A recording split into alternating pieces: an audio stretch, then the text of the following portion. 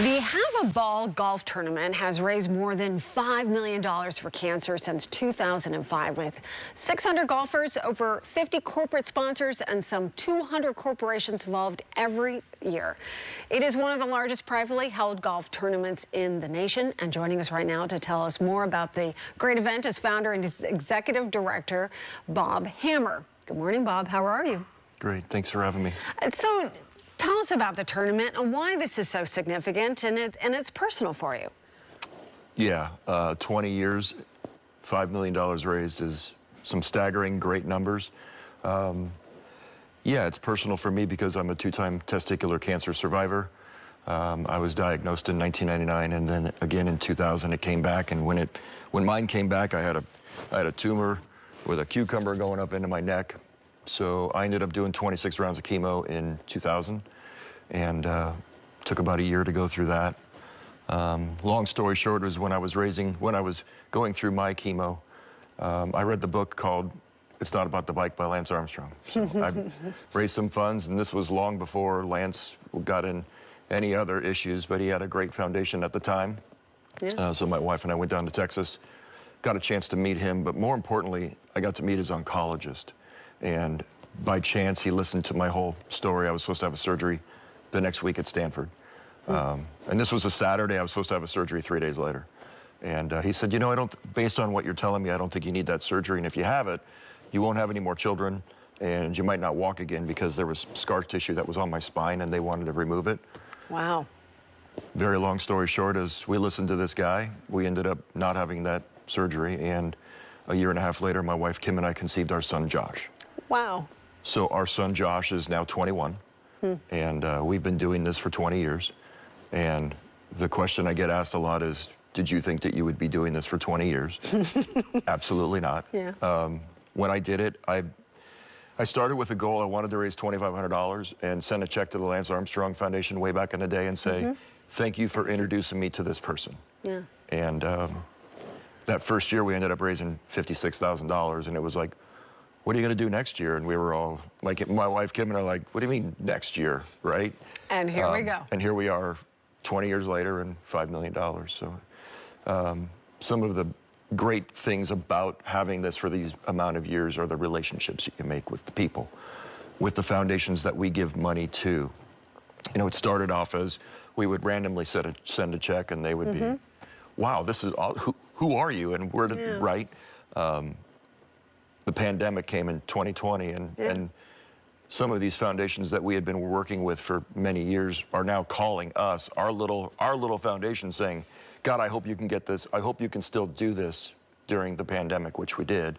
We had to change courses. We had to change everything. But those relationships are the reason that you want to keep it going, and you want to keep doing what we're doing and helping as many people as we can. And it's really a story of perseverance, right? Yeah. And you know, which is so important in fighting such a disease as cancer, is just having that ability to stay focused and to help. But you're also talking about the connections, right? And how that really does make a difference. Yeah, and I think that when you're going through something like that and it changes your life, and it's tough. And mentally, physically, it can get old fast, and you just got to stay focused and keep your eye on the prize. And it's not fun to go through stuff like that. And but the support systems that some of these cancer foundations have, you know, any type of illness, any type of disease, the reason that foundations are there to help support and help emotionally support, financially support. Yeah. And is the comfort of my familiar, right? I mean, because you can lean onto people who have gone through that, and it really does, you know, provide a cushion of support. Yeah. I started off as, you know, UCSF reached out to me, and once they heard that I had this cancer foundation for testicular cancer, in the early years, we were just giving money to the Lance Armstrong Foundation, and that has changed dramatically, and now we focus on all types of cancers.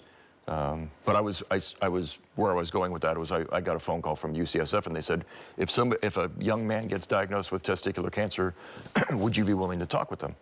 Absolutely. So I've been on the call list for anybody who gets diagnosed.